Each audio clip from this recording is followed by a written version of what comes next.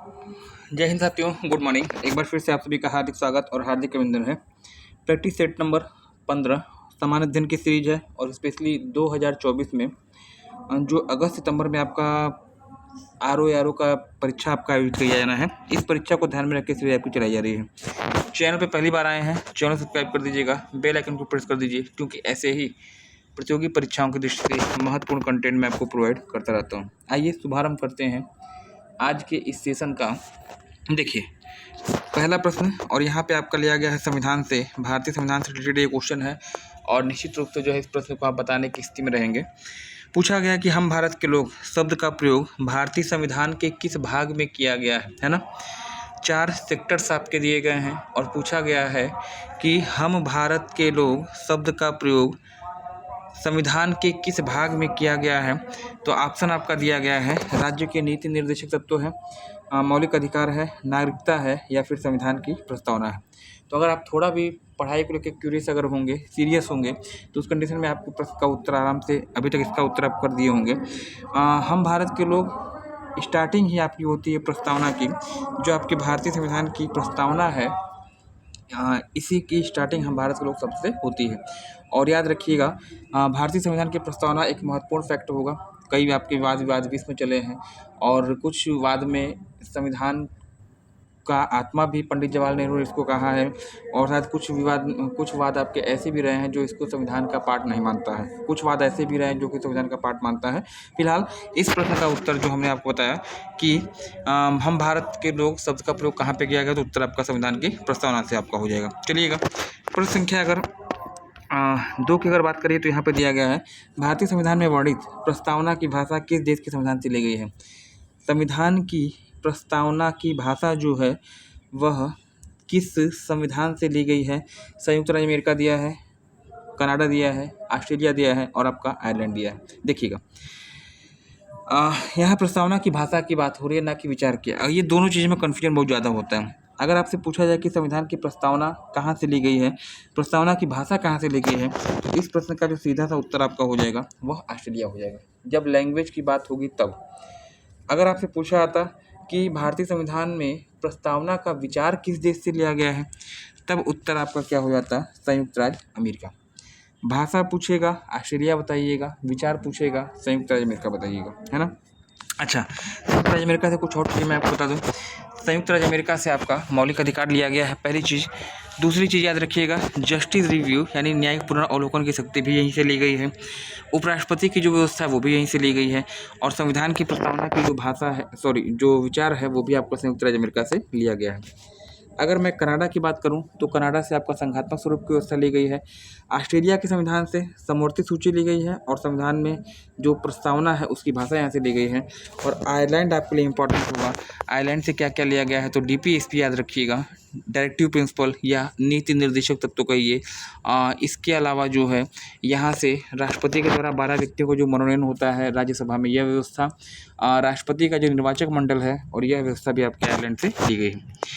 प्रश्न संख्या अगर 3 की मैं बात करूं तो यहाँ पे दिया गया है बेरुबारीवाद किस वर्ष से संबंधित है। इंपॉर्टेंट क्वेश्चन है, और यह एक ऐसा विवाद है जो यह कहता है कि संविधान की जो प्रस्तावना है वह संविधान का भाग नहीं है ना।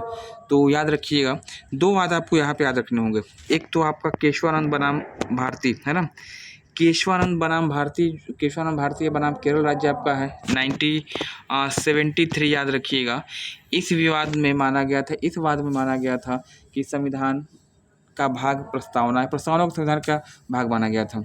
और अगर हम 1960 की हम बात करें, जो आपका बेरुबारीवाद, जो कि प्रश्न पूछा गया है कि बेरुबारीवाद किससे संबंधित है, तो 1960 यहाँ पे उत्तर आपका हो जाएगा। दोनों वाद आपके पूछे जाते हैं। बेरुबारीवाद में प्रस्तावना को संविधान का पार्ट नहीं माना गया है, और केशवानंद भारती बनाम केरल राज्य में जो है प्रस्तावना को संविधान का भाग माना गया है। दोनों को वर्ष पूछा जाता है। बेरुबारीवाद आपका 1960 बताइएगा, और जो आपका केशवानंद बनाम भारती जो आपका है वह केरल बता दीजिएगा। चलिएगा, प्रश्न संख्या 4 की अगर बात करिएगा तो यहाँ पे दिया गया है, पर्यावरण से रिलेटेड क्वेश्चन है। सतत विकास दिया गया है, संयुक्त राष्ट्र संघ ने वर्ष 1921 को किस वर्ष के रूप में घोषित किया है। संयुक्त राष्ट्र संघ ने वर्ष 2021 को किस वर्ष के रूप में घोषित किया गया है? सतत विकास का, वन संरक्षण का वर्ष, स्वच्छता का वर्ष या फिर बाजरा वर्ष, है ना। चलिएगा, तो 2021 की बात हो रही है ना, तो इस प्रश्न का जो उत्तर आपका होगा वो तो हो जाएगा सतत विकास। ऑप्शन ए आपका राइट हो जाएगा। मैं आपसे एक प्रश्न पूछता हूँ यहाँ पे कि बाजरा वर्ष संयुक्त राष्ट्र संघ के द्वारा किसके द्वारा जो है यहाँ पे अनाउंस किया गया है, वो आपको बताना होगा, है ना। चलिएगा, आज के सेशन का 5वां क्वेश्चन, निम्नलिखित वर्षों में से किस वर्ष पर्यावरण संरक्षण अधिनियम आपको लागू किया गया था? पर्यावरण संरक्षण अधिनियम किस वर्ष लागू किया गया है? वर्ष 1972 है, 1974 है, 1976 है या फिर 1984 है ना। देखिए, पर्यावरण संरक्षण की बात हो रही तो ऑप्शन सी आपका यहाँ पे हो जाना चाहिए राइट। 1986 में आपका पर्यावरण संरक्षण अधिनियम आपका आया था। इसके अलावा 1972 की बात कर लीजिएगा, 1972 में आपका जो है जैव संरक्षण अधिनियम आपका आता है, जीव संरक्षण अधिनियम है। 1974 में जल संरक्षण अधिनियम आपका आता है ना। दोनों ही आपके इंपॉर्टेंट, दोनों आपसे पूछे जाते हैं। लगभग आधा हिस्सा हमने जो है यहाँ पे आपका तैयार कर लिया है, पूरा कर लिया है। 5 प्रश्न आपके और होंगे। अगर आप चैनल पे पहली बार आए हैं, चैनल सब्सक्राइब कर दीजिएगा, बेल आइकन को प्रेस कर दीजिए, क्योंकि ऐसे ही प्रतियोगी परीक्षाओं की दृष्टि से महत्वपूर्ण कंटेंट मैं आपको प्रोवाइड करता रहता हूँ। देखिए, प्रश्न संख्या 6 की अगर मैं बात करूँ, यहाँ पे पर्यावरण से भी लिया गया क्वेश्चन है। किसी पारितंत्र में ऊर्जा का पिरामिड होता है, कैसा होता है? सदैव उल्टा, सदैव सीधा, पहले उल्टा फिर सीधा, और पहले सीधा और फिर उल्टा। ऊर्जा की पिरामिड की बात हो रही है, जीव संख्या का पिरामिड, जैव भार का पिरामिड और ऊर्जा का पिरामिड। ये 3 प्रकार के पिरामिड आपके होते हैं किसी पारितंत्र में। तो जैव संख्या और जैव भार, इनका पिरामिड सीधा और उल्टा दोनों ही बनता है, लेकिन ऊर्जा का जो पिरामिड होता है वह हमेशा जो है सीधा बनता है। यानी ऑप्शन आपका यहाँ पे क्या हो जाएगा राइट, वह ऑप्शन बी आपका यहाँ पे राइट हो जाएगा, है ना। किसी वृक्ष का अगर हम देखें तो वृक्ष में जैव संख्या का जो पिरामिड है वह आपका उल्टा बन जाएगा, और किसी सागरीय क्षेत्र में अगर देखते हैं तो वहाँ पे जो है आपका जैव भार का पिरामिड क्या होता है, वह उल्टा बनता है। चलिए, देखिए, तीनों गोलमेज सम्मेलन में भाग लेने वाले भारतीय नेता कौन से थे? 4 व्यक्तियों का नाम पूछा गया है।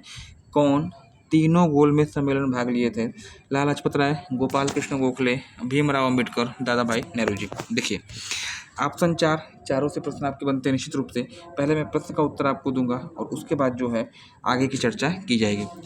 तीनों गोलमेज सम्मेलन में भाग लेने वाले भारतीय नेता कौन है? तो ऑप्शन तो याद रखिएगा, बी आर अम्बेडकर। यहाँ पे उत्तर आपका हो जाएगा भीमराव अम्बेडकर। और इनके साथ एक नाम आप और याद रखिएगा, टी.बी. सप्रू, है ना। टी.बी. सप्रू को याद रखिएगा। तेज बहादुर सप्रू और भीमराव अम्बेडकर ऐसे 2 लोग हैं जो कि तीनों गोलमेज सम्मेलन में पार्टिसिपेट किए थे।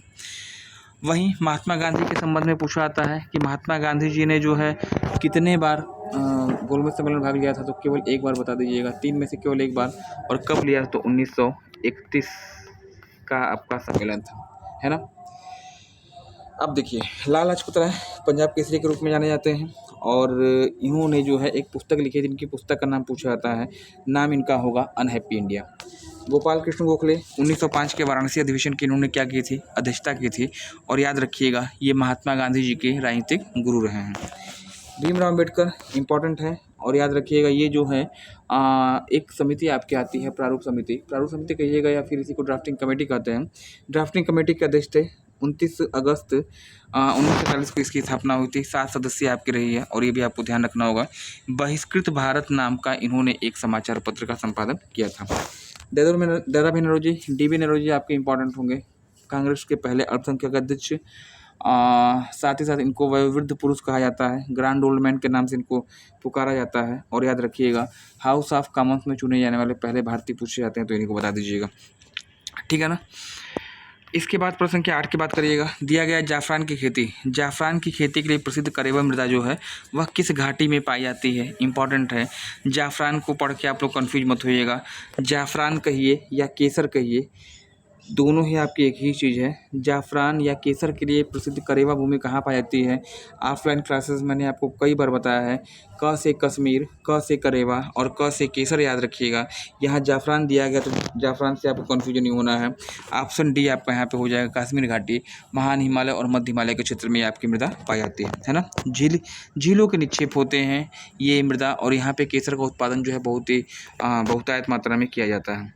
प्रश्न संख्या 9 की अगर बात करिएगा तो यहाँ पे आपका दिया गया कि कराल का संबंध किस जनजाति से है। मावरी दिया है, पिग्मी दिया है, बुशमैन दिया है और मसाई दिया है। कराल निवास क्षेत्र है, कराल घर हैं और किसके घर हैं तो ऑप्शन यहाँ पे डी बताइएगा, मसाई, है ना।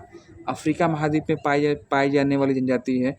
यह जो है पेड़ों पे मचान बना के रहती है और इन्हीं मचानों को आप क्या कहते हैं, कराल के नाम से जानते हैं। मावरी की बात करिएगा, मावरी पाई जाती है न्यूजीलैंड में, पिग्मी अफ्रीका महाद्वीप की है और बुशमैन जो है पहाड़ी डेजर्ट में निवास करती है। तो चारों जनजातियाँ, चारों से प्रश्न आपके बनते हैं। चलिएगा देखिए, अगला प्रश्न आपका यहाँ पे पूछा गया है, भारत को कुल कितने भूकंपीय क्षेत्र में बांटा गया है। भूकंपीय जोन में बांटा गया है 5, 6, 7 और 4 यहाँ पे दिया गया है। तो इस प्रश्न का जो उत्तर है कितने भूकंपीय जोन है, ऑप्शन यहाँ पे हो जाएगा डी, 4 भूकंपीय क्षेत्र में संपूर्ण भारत को डिवाइड किया गया है। विज्ञान की वह शाखा जिसके अंतर्गत आप भूकंप का अध्ययन करते हैं, सिस्मोलॉजी बता दीजिएगा। किस यंत्र की सहायता से भूकंपीय तीव्रता का मापन किया जाता है, सिस्मोग्राफ बता दीजिएगा। और यह भी याद रखिएगा कि भूकंप भारत में सबसे सेंसिटिव, मतलब भारत में सबसे अधिक भूकंप का जो क्षेत्र है कहाँ पे है, तो हिमालय क्षेत्र जो हिमालय बेल्ट आपका है, हिमालय राज्य है, वहाँ पे संभावना ज़्यादा होती है। आज का प्रश्न देखिए, लास्ट क्लास में जो मैंने आपसे प्रश्न पूछा था कि कौन सा दर्रा मुंबई को नासिक से जोड़ता है। सिरकुट्टा गैप दिया है, थाल घाट दिया है, भोर घाट दिया है, पाल घाट दिया है। तो मुंबई नासिक की बात हो रही है, मुंबई नासिक कलकत्ता को जोड़ने वाला कौन है, तो यहाँ पर थाल घाट ऑप्शन आपका हो जाएगा राइट, यानी थाल घाट भी, है ना। आज का प्रश्न कमेंट सेक्शन में इस प्रश्न का उत्तर जो है आपसे अपेक्षित होगा। पूछा गया है, निम्नलिखित में से कौन भारत का सक्रिय ज्वालामुखी द्वीप है। कौन भारत का सक्रिय ज्वालामुखी द्वीप है, लिटिल अंडमान, लिटिल निकोबार, बैरन द्वीप या फिर ग्रेट निकोबार। इस प्रश्न का उत्तर जो है कमेंट सेक्शन में आपसे मैं अपेक्षा करूंगा, जरूर इसका उत्तर दीजिएगा। चैनल पे पहली बार आए हैं, चैनल सब्सक्राइब कर दीजिएगा, बेल आइकन को प्रेस कर दीजिए, क्योंकि ऐसे ही प्रतियोगी परीक्षाओं की दृष्टि से महत्वपूर्ण कंटेंट मैं आपको प्रोवाइड करता रहता हूँ। तो आज के लिए फिलहाल इतना ही, मिलते हैं अगली क्लास में। धन्यवाद, थैंक्स फॉर ज्वाइनिंग।